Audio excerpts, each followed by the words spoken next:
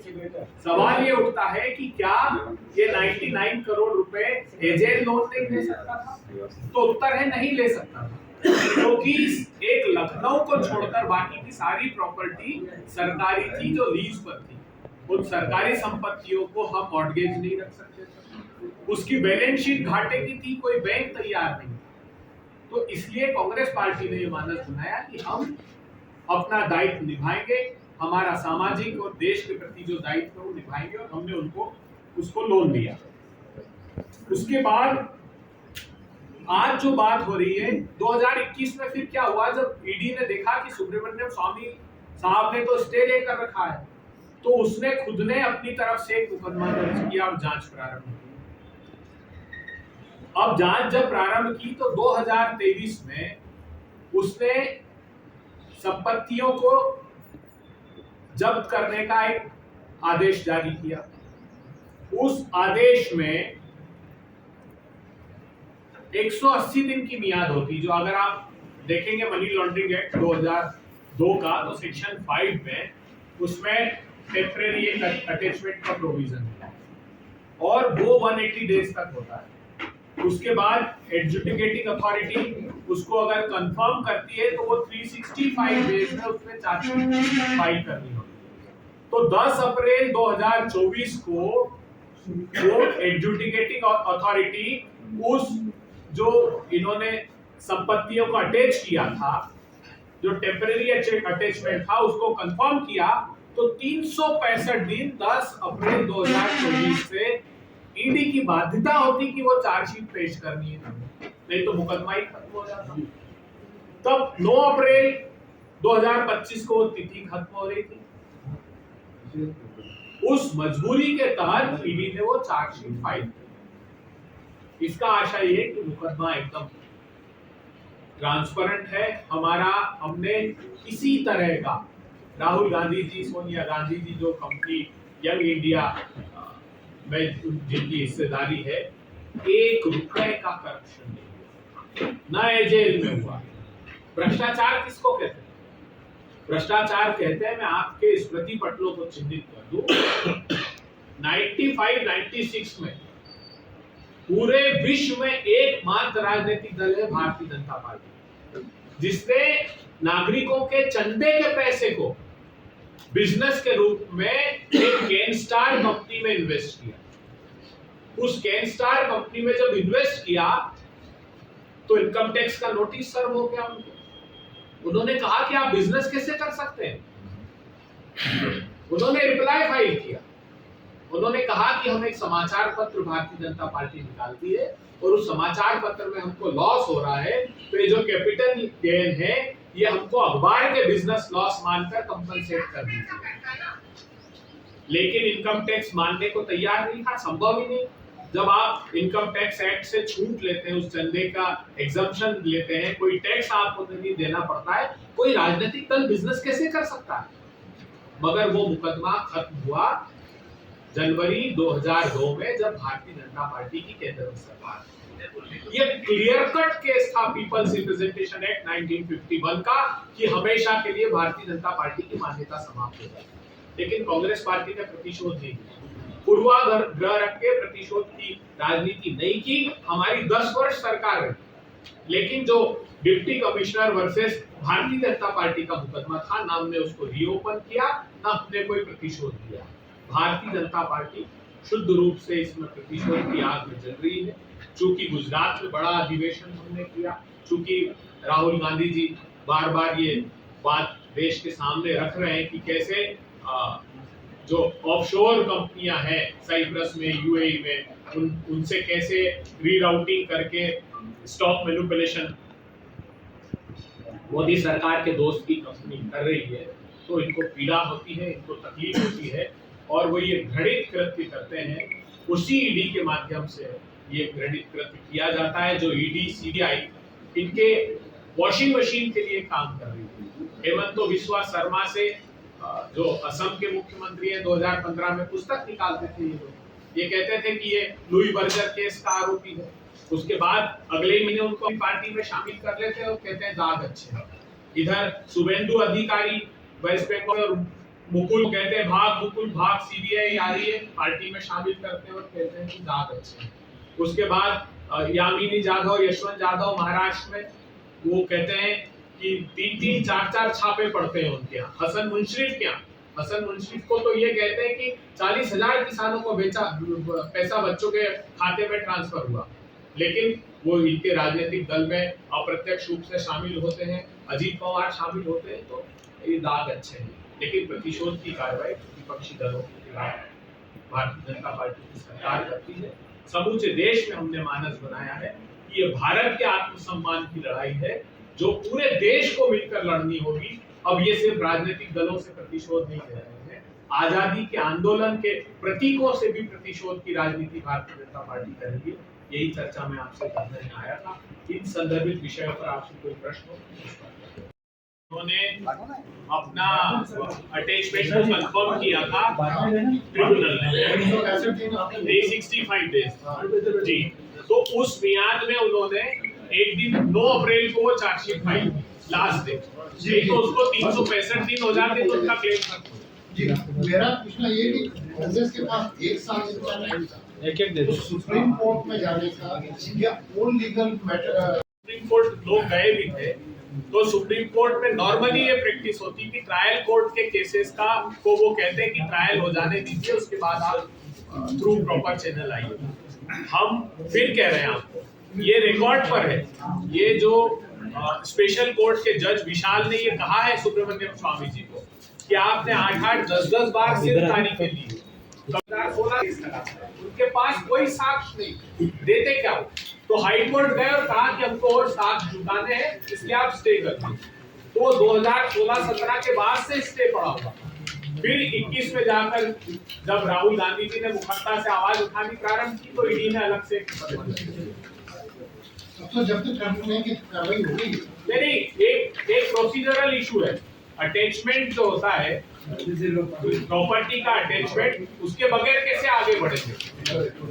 अगर उनको ये दिखाना होता है कि ये संपत्तियां हैं, बट और वो सारी संपत्तियां सरकार की लीज की है, वो एजेएल की कोई फ्री होल्ड प्रॉपर्टीज नहीं है।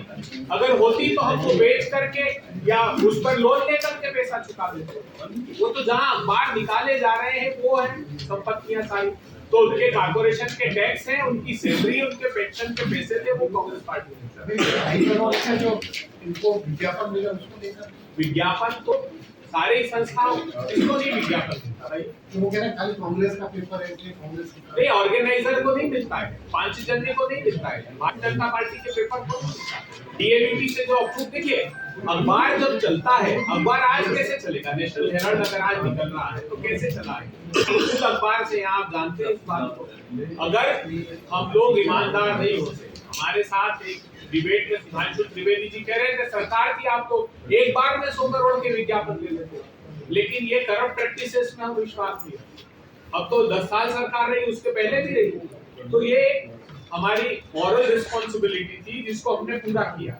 और एक बात और बता दूं, इस बीच सुब्रमण्यम स्वामी गए इलेक्शन कमीशन ऑफ इंडिया, उन्होंने कहा मान्यता खत्म कीजिए, तो उन्होंने सेक्शन 29B का हवाला देके इलेक्शन कमीशन ने इनको रिप्लाई फाइल किया कि कोई मान्यता समाप्त होने का कारण नहीं बनता। कोई भी राजनीतिक दल ये निर्धारित कर सकता है कि वो चंदा अपना वैधानिक रूप से किसको और कहां दे, कहां खर्च करे, और उसका ब्यौरा हमने सबमिट किया हुआ। अभी निकाल नहीं गई, कोर्ट में नहीं गई, तो ये दूसरा रास्ता निकाला है। और मैंने कहा कि 2015 में 3 हफ्ते उनको कचोट साहब थे वहां उस समय, उनको ट्रांसफर कर दिया। इसी को लेकर कि कैसे क्लीन चिट क्लोजर कैसे फाइल कर दिया। सर, राहुल गांधी इस वक्त अमेरिका में है, उन्होंने इलेक्शन कमीशन और उस पे ईवीएम मशीन पर सवाल पैदा किए, आप क्या क्या कह रहे हैं? एक मिनट, इस पर अगर कोई प्रश्न हो ना तो फिर आप आखिरी में इस पर बात। अब सिंपल सा एक सिंपल लॉजिक है, जिस कंपनी में 1 रुपया नहीं आया, जिस कंपनी में संपत्ति का 1 इंच नहीं आया, उसमें मनी लॉन्ड्रिंग है क्या? आगे में मनी की वो तो ये बता रहे हैं कि साहब जो जितना शेयर दिया उसके बदले जो 2000 करोड़ की संपत्ति है वो इनके नाम पे ट्रांसफर होगी।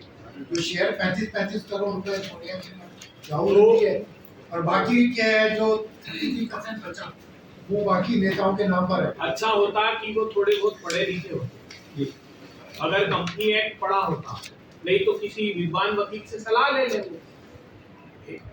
किसी सेक्शन 25 की कंपनी में जब हमने सिर्फ उसके डेट को इक्विटी में कन्वर्ट किया, उसका जो कर्ज था उसको हमने इक्विटी में, उसकी ना तो संपत्ति ट्रांसफर हो पाती है ना पैसा ट्रांसफर हो, 1 रुपया ट्रांसफर नहीं होता। वो आज भी सारी प्रॉपर्टी एजेएल की है, यंग इंडिया की नहीं है। आप सब विद्वान पत्रकार होंगे, आप पूछिएगा किसी वकील से, किसी चार्टेड अकाउंटेंट से कि क्या वो हो सकती है, तो साफ इनकार करें। तो एक परसेप्शन मैनेजमेंट है सिर्फ टेलीविजन का और मीडिया का, जिसमें ये दुष्प्रचार किया जा रहा है। इसी बुनियाद पर तो क्लोजर फाइल हुआ था कि जब ट्रांजैक्शन नहीं तो हम कैसे मुकदमा दर्ज कर सकते।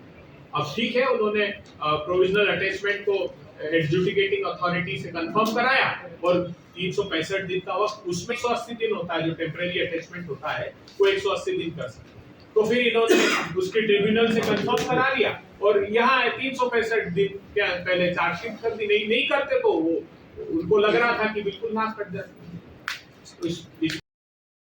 नहीं, सब कुछ ट्रांसफर, सारी ऑडिटेड बैलेंस शीट सरकारों के पास है, वो देख ले कि हमारी एजेएल कहीं से लोन ले सकती थी क्या? सारी बैंकों ने रिफ्यूज किया। जो घाटे की बैलेंस शीट है उस पर कौन लोन देगा? ना तो आप कोई मॉर्गेज प्रॉपर्टी उसकी रख सकते, सब सरकारी संपत्तियां हैं, सरकारी संपत्ति कोई मॉर्गेज रख सकता है। सर, इस दुष्प्रचार को काउंटर करने के लिए कांग्रेस क्या स्टैंड लेगी? यही कर रहे हैं हम 21 से। अब यही देखिए, अब 10 साल से सरकार तो कोई अपना काम गिनाती नहीं है, वो सिर्फ एलिगेशन लगाती और झूठ बोलते हैं तो आवाज भारी रखते हैं और अगले झूठ की तैयारी रखते हैं। तो वो हर अगला झूठ बोलते हैं और सिर्फ इसी में पूरे देश को उलझा कर रखा है। ना कोई रोजगार की बात कर रहे हैं, ना इन्फ्लेशन की बात कर रहे हैं, ना चीन पर बात कर रहे हैं।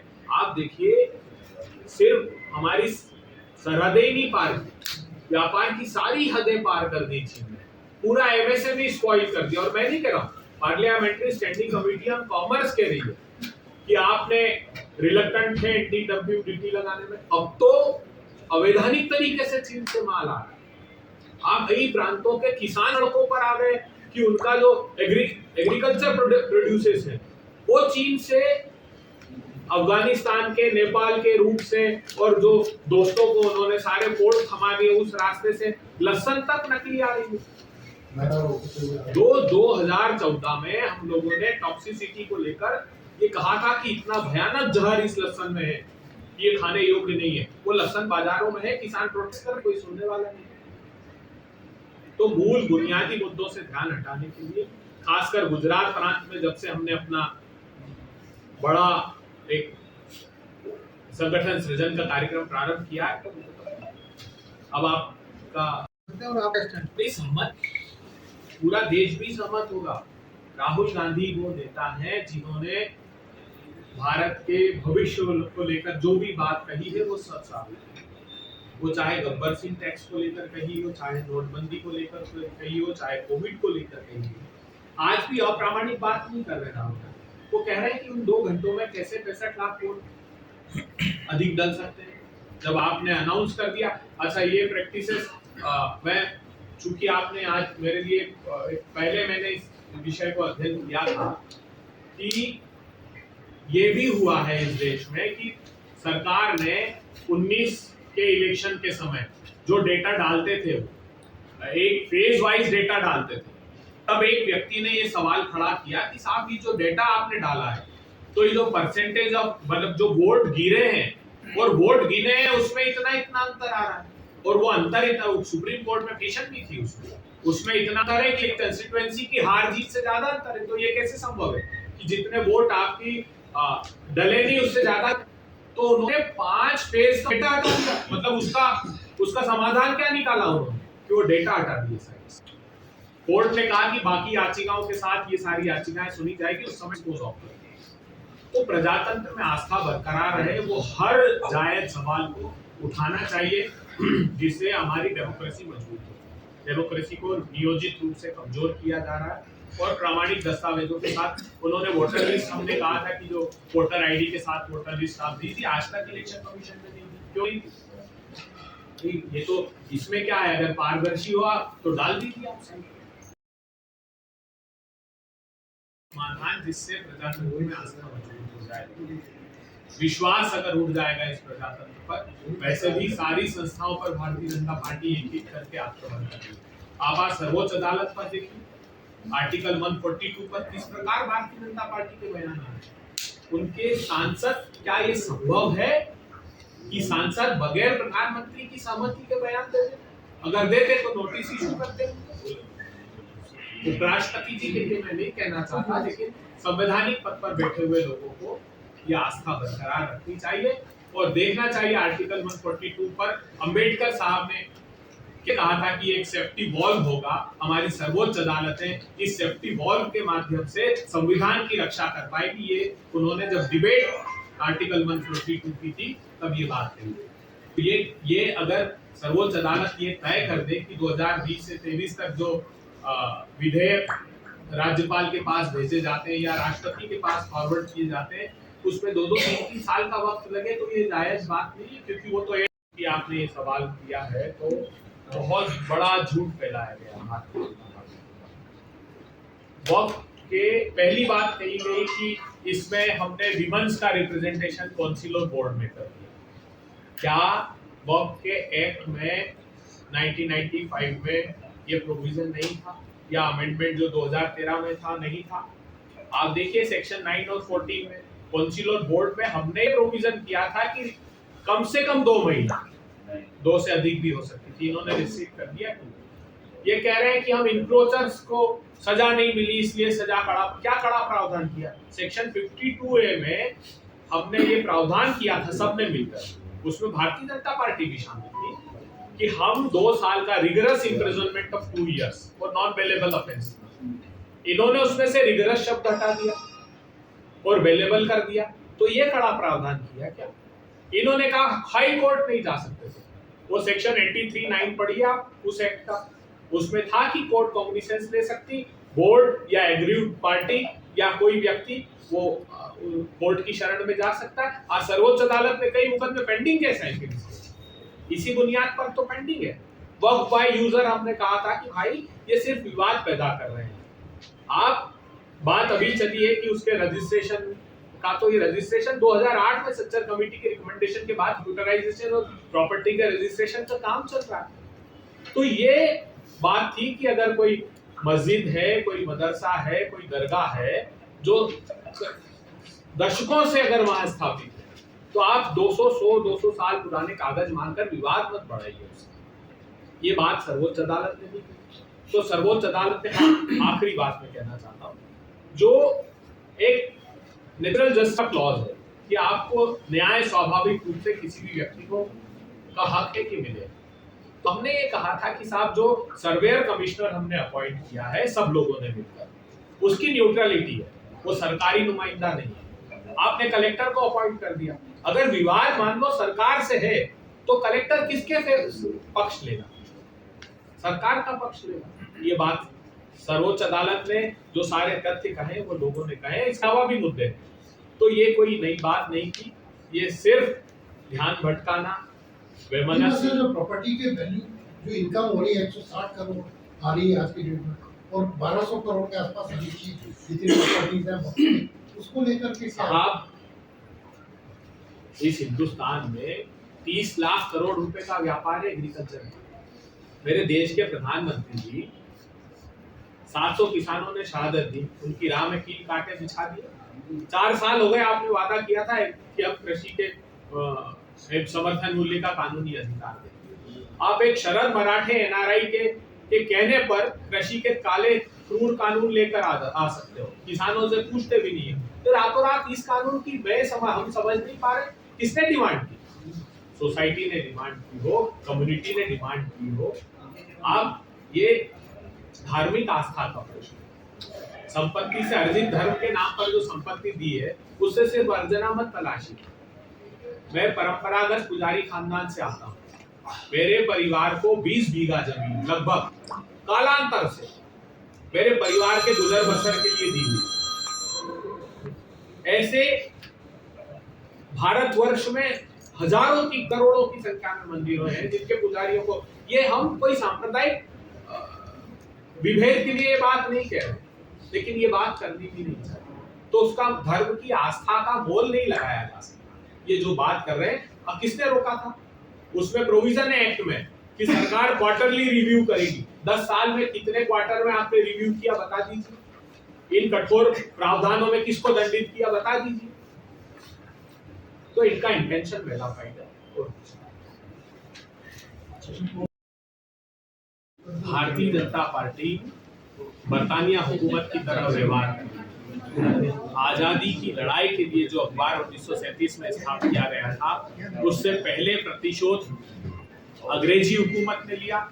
भारत छोड़ो आंदोलन के समय उसको प्रतिबंधित कर दिया था। आज फिर अंग्रेजों के अनुयायी भारतीय जनता पार्टी, कांग्रेस पार्टी और नेशनल हेराल्ड से प्रतिशोध की आग में जल रहे हैं। सीधी बात है, जिस कंपनी में यंग इंडिया नाम की कंपनी में 1 रुपया ट्रांसफर नहीं हुआ, 1 इंच संपत्ति ट्रांसफर नहीं हुई, तो मनी लॉन्ड्रिंग कैसे हो गया? 2015 में इसी केस में ईडी ने इसका क्लोजर फाइल किया। 2013 में सुब्रमण्यम स्वामी जी ने मुकदमा लगाया। 2016 फरवरी में स्पेशल कोर्ट के जज कहते हैं कि प्रोसिक्यूशन एविडेंस पे 2016 से लगा है, आप सिर्फ तारीखें ले रहे हैं। तो उन्होंने हाई कोर्ट से जाकर स्टे ले लिया। 2021 में ईडी ने केस दर्ज किया, कोई प्रमाण मिले नहीं, तो उन्होंने प्रॉपर्टीज का अटैचमेंट किया, उसको एडजुडिकेटिंग अथॉरिटी से कंफर्म कराया। तो उसका प्रोविजन होता है 10 अप्रैल 2024 को ये किया, 1 साल में चार्जशीट फाइल करी। तो ये चार्जशीट उसी के तहत फाइल की गई है। आज तक पता नहीं किसी को कि चार्जशीट में क्या है, लेकिन वो मीडिया को सिलेक्टिव लीक करके ये बात दुष्प्रचार कांग्रेस के खिलाफ कर रहे हैं। न्यायालय 100% हम आश्वस्त है कि हमारे हक में फैसला देगी और देश की जनता भारतीय जनता पार्टी का फैसला लेने के लिए अब मन बना चुकी है। ना तो महंगाई पर बात करते हैं, ना बेरोजगारी पर बात करते हैं, ना संसाधनों की लूट पर बात करते हैं, ना चीन के कब्जे पर बात करते हैं, ना अमेरिका से हथकड़ी और बेड़ियां लगाकर हमारे लोगों को लाए उन पर बात करने को तैयार है। सिर्फ सांप्रदायिक उन्माद भारतीय जनता पार्टी का एकमात्र काम रह गया है, हिंदू मुस्लिम को राव और सत्ता पे काबिज हो जाओ। लेकिन अब देश की जनता समझ गई है, उनको सबक सिखा